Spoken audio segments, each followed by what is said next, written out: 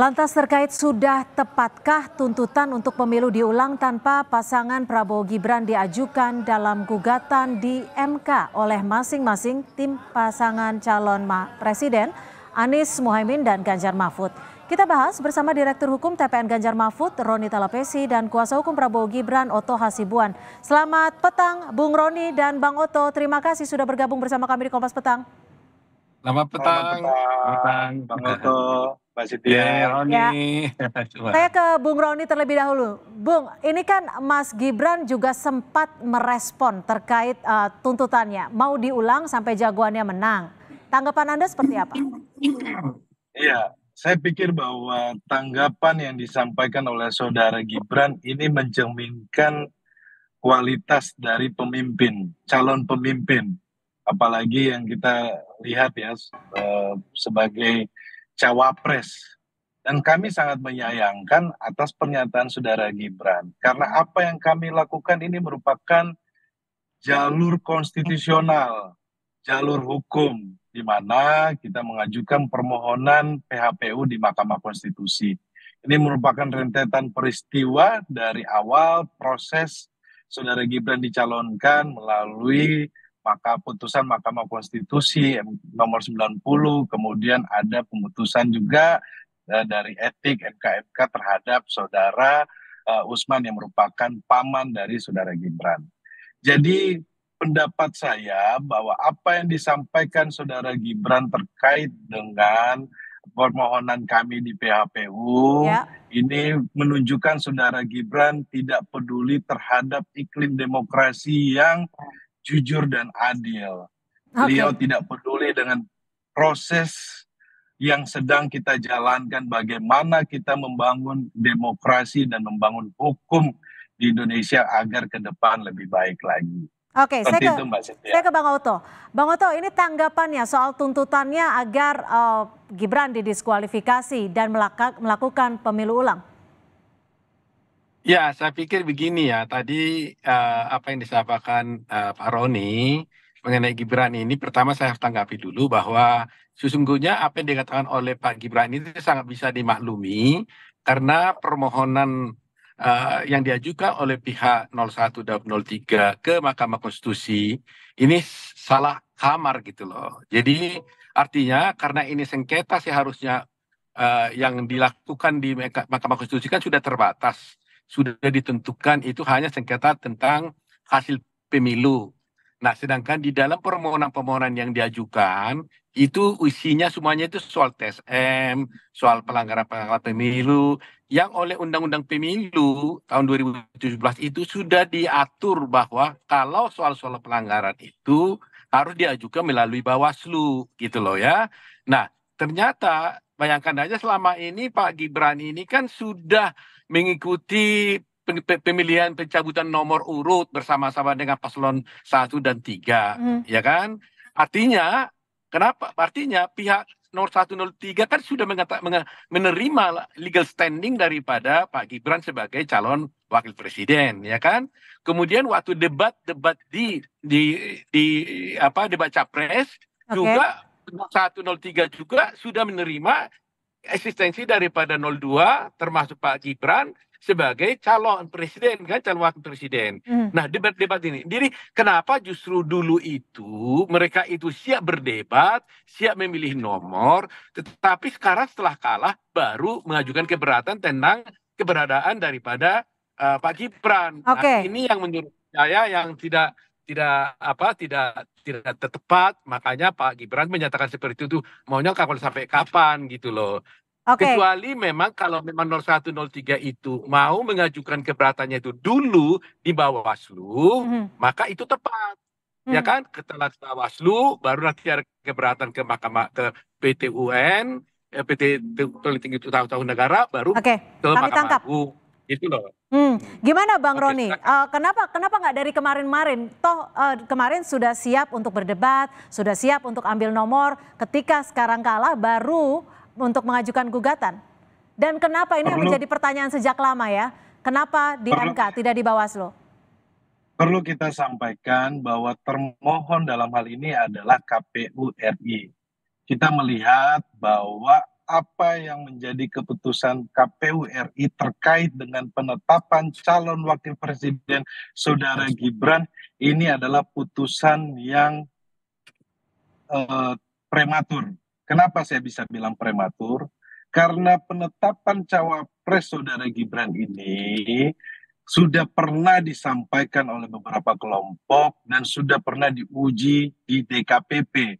Maka keluar putusan yang dari DKPP menjatuhi hukuman etik kepada Ketua KPU dan komisionernya terkait dengan penetapan dari Saudara Gibran sebagai cawapres. Tetapi yang dari awal kita sudah sampaikan, kita sangat menyayangkan kenapa PKPU-nya dan penetapan Saudara Gibran ini terburu-buru setelah putusan MK 90. Padahal ada proses juga MK-MK, ada juga proses ada di DKPP. Jadi hal ini sebenarnya sudah kita sampaikan ke DKPP dan juga pun sudah dijatuhin sanksi etik kepada KPU dan juga sudah dijatuhin sanksi kepada Bawaslu. Nah, hal-hal seperti ini nanti kita akan uji di teater Mahkamah Konstitusi. Kami berharap bahwa Mahkamah Konstitusi tidak hanya sebagai mahkamah kalkulator, tetapi melihat lebih besar bagaimana proses dari awal sampai proses dilangsungkan, di mana dugaan-dugaan pelanggaran, kemudian politisasi bansos, kemudian penggunaan aparat penegak hukum, aparat ASN, kemudian Oke, itu yang nanti akan dijabarkan di sidang nanti ya, Bung Roni. Nanti kita akan jabarkan. Oke, baik. Bang Oto, ini kan Anda sempat menyebut pas permohonan 0103 cacat formil, cacat prosedural. Ini bagian mananya? Tapi dijawab usai jeda, tetap bersama kami di Kompas Petang. Dan masih di Dialog Kompas Petang, saya ke Bang Oto. Bang Oto, semalam Anda menyebut permohonan 0103 ini dinilai cacat formil, cacat prosedural. Ini bagian mananya yang cacat prosedural dan formil? Ya, jadi begini ya, to the point saya sampaikan, di dalam Undang-Undang Pemilu dan Undang-Undang Mahkamah Konstitusi dan juga di PMK ya, PMK MK tahun 2023 sudah diatur hal-hal mana saja yang masuk menjadi ranah dari MK. Di sana tegas disebutkan hanya perselisihan tentang hasil pemilu. Ya, itu ya kan. Bahkan di dalam PMK disebutkan bahwa permohonan-permohonannya pun pokok-pokoknya itu harus memenuhi persyaratan, yaitu mengenai tentang perselisihan tentang suara ya, hasil suara yang diperoleh, mana yang benar, mana yang tidak benar menurut si pemohon. Di dalam petitumnya pun sudah diatur bahwa yang diatur itu adalah mengenai pembatalan ya keputusan KPU tentang perolehan suara dan menyebutkan mana yang benar dan mana yang salah. Nah, ternyata di dalam permohonan yang diajukan oleh pihak 0103 ini semuanya isinya tidak ada mengenai tentang mana yang benar dari perhitungan mereka dan mana yang salah. Jumlah mana yang menurut mereka yang mereka peroleh dan tidak gitu ya. Sehingga ini tidak sesuai dengan undang-undang dan peraturan hukum acara yang sudah diatur di dalam MK dan oleh PMK. Nah, karena tidak sesuai dengan hukum acara, maka ini sudah cacat prosedural, cacat formil. Oke, ditahan sampai di situ. Bagaimana Bung Roni dinilai sudah cacat prosedural, cacat formil? Ya, sebenarnya di dalam petitum kita sudah sangat jelas ya. Kita meminta agar membatalkan keputusan KPU nomor 360 tahun 2024. Jadi terkait dengan rincian yang tadi disampaikan oleh Bang Oto bahwa tentang perselisihan, kami juga menyampaikan argumentasi kami. Kami menyampaikan juga perbandingan kami. Tetapi yang lebih luas lagi adalah kita melihat bagaimana proses pemilu yang terjadi. Pasca putusan MK 90 sampai di titik di mana Saudara Gibran pencoblosan. Nah, di sini sebenarnya rangkaian peristiwa ini yang nanti akan kita buktikan di persidangan.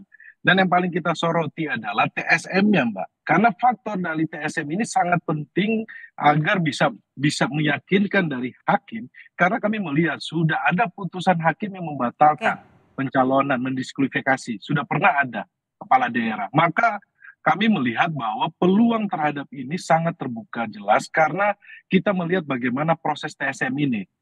Contohnya saja ya, garis besarnya bagaimana bansos digelontorkan dengan secara masif kemudian diarahkan untuk memilih 02. Contohnya di DKI, kelihatan sekali di mana ada sembako, kemudian kantongnya warnanya biru. Nah, hal-hal seperti ini banyak sekali Hmm. yang akan menjadi Oke. pembuktian.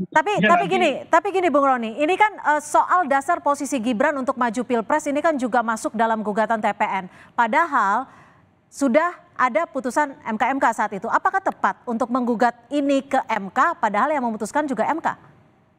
Begini Mbak Cynthia, yang kita gugat ini adalah KPU. Pihak termohon ini adalah KPU berdasarkan penetapannya saudara Gibran. Karena apa? Diperkuat dengan ada putusan DKPP. Nah, ini kan semua satu peristiwa, rangkaian peristiwa hukum yang ada gitu.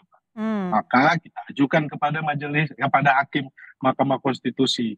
Nah, terkait dengan peristiwa yang kita akan buktikan terkait dengan TSM, kemudian terkait dengan penggelontoran bansos, kemudian terkait dengan keterlibatan aparat, kemudian bagaimana menggunakan fasilitas negara, hal-hal seperti ini yang sudah terlihat di depan publik, di hadapan publik, ini yang akan kita buktikan dan kita dalami lebih dalam lagi. Baik, itu, Bang Oto, ini kan nanti akan masuk dalam permohonan gugatan. Anda sebagai pihak terkait, nanti jawaban-jawabannya sudah disiapkan sedemikian rupa? Sudah, terutama tadi seperti Roni katakan tadi itu, dan sudah diwakili oleh Roni tadi kan, bahwa gugatannya itu mengenai TSM. Jadi dengan mudah kita patahkan karena TSM itu tidak diatur dan tidak menjadi kewenangan daripada MK. TSM itu adalah kewenangan dari Bawaslu. Jadi menurut saya ini sangat mudah sekali kita patahkan. Itulah sebabnya saya katakan bahwa ini salah kamar. Kalau gugatannya mengenai tol TSM, seharusnya mereka melaporkan ini ke Bawaslu, tidak kepada MK. Karena di MK itu hanya terbatas. Karena pasal 475 Undang-Undang Pemilu mengatakan bahwa hanya, ada kata-kata hanya di sana. Hanya mengenai tentang perselisihan tentang hasil pemilu. Jadi hanya satu kewenangan yang dimiliki oleh MK dalam sengketa Pilpres ini. Ya, karena ini kan proses yang panjang kan. Mengenai pelanggaran di Bawaslu, mengenai hasil perolehan suara itu di MK. Begitu. Sudah diatur sedemikian rupa. Jadi itu sebab saya katakan dengan mudah sekali kita patahkan ini. Nah, kalau umpamanya dikatakan bahwa ada putusan-putusan MK tentang pilkada, ini yang jadi soal bahwa putusan pilkada dengan putusan di MK dengan sengketa Pilpres itu berbeda. Nggak bisa apple to apple itu ya. Karena kalau di pilkada itu kan lokal, ya. Dan kemudian sedangkan di Pilpres itu nasional. Kedua, nggak bisa dibandingkan putusan itu karena putusan pilkada yang diajukan itu kasusnya berbeda dengan yang ada di Pilpres. Kalau yang dimasukkan oleh Roni tadi itu yang di pilkada itu memang ada satu pejabat calon kepala daerah yang melakukan tindak pidana. Jadi karena dia melakukan tindak pidana sudah dihukum, maka dia tidak sah menjadi calon. Ya wajar dong. Orangnya yang salah bukan undang-undangnya. Padahal di kasus ini Gibran sudah sah memenuhi ketentuan yang diputuskan oleh MK. Jadi kalau sudah putusan MK itu adalah final and binding, maka tidak bisa dipersoalkan lagi. Itu prinsip hukum yang berlaku. Gitu. Oke, Bung Roni, disebut akan sangat mudah nih dipatahkan. Lalu ada bukti apa saja yang akan Anda ajukan oleh tim hukum TPN? Terutama ini kan juga ada statement yang menyebut bahwa seharusnya suara paslon 02 itu tidak dihitung alias nol. Ya tentunya kan ini terkait dengan agenda persidangan ya. Bukti-bukti sudah kita siapkan, saksi-saksi kita sudah siapkan, ahli juga pun kita sudah siapkan. Kita sangat optimis dengan permohonan kami. Jadi kalau Bang Oto tadi sampaikan mudah dipatahkan, menurut saya terlalu dini Bang, karena harus nanti diuji bersama-sama. Karena tentunya kan kami berharap hakim menggunakan hati nuraninya. Jadi kita tidak terjebak lagi nanti di publik menyampaikan Mahkamah Konstitusi sebagai Mahkamah Kalkulator. Bagaimana tugas kita mengembalikan marwah Mahkamah Konstitusi sejak putusan MK 90 dan MK. Seperti itu. Oke, singkat terakhir dari Bang Oto, persiapan untuk besok apa saja nih? Berapa saksi, ahli dan juga barang bukti yang disiapkan? Kalau kita sih tidak begitu sibuk ya, kita biasa-biasa saja menghadapi gugatan ini, kita udah siap, ya tinggal kita nanti besok dinyatakan sebagai pihak terkait, kita upload di website, kemudian kita akan hadir pada tanggal 28 kalau sudah diundang oleh Mahkamah Konstitusi. Soal saksi-saksi ahli itu kan tergantung kepada pemohon. Kalau mereka bereaksi A, ya tentunya bereaksi sesuai dengan A dan sebagainya. Jadi kita tidak begitu mempersiapkan semuanya, tapi ready, artinya siapkan hanya kalau ada serangan begini, kita sudah begini. Udah ready semua lah, tidak terlalu sulit buat kita gitu. Oke, Bung Roni, terakhir apa yang akan disiapkan? Ini sepertinya akan begadang malam ini ya. Dan kalau nggak salah dibatasi 10 orang, siapa saja yang akan masuk ke dalam ruang sidang? Kita tentunya sudah mempersiapkan jauh-jauh hari permohonan kita sudah mempersiapkan strategi dan kita sudah membagi tugas ya dari para setiap pengacara tentunya mempunyai expertise masing-masing. Dalam hal ini nanti kita akan sampaikan kepada publik tentunya nanti kejutan-kejutannya seperti apa kita nantikan saja nanti. Baik, kejutannya seperti apa kita saksikan mulai besok 27 Maret 2024 dan keputusannya pada 22 April kalau tidak salah. Terima kasih Bung Roni Talapesi, juru bicara tim hukum keadilan demokrasi Ganjar Mahfud dan juga Abang Otto Hasibuan, Wakil Ketua Tim Hukum Pembela Ganjar Mahfud. Terima kasih. Bukan. Prabowo Gibran, Prabowo Gibran. Terima kasih telah bergabung bersama kami. Terima kasih, selamat sore.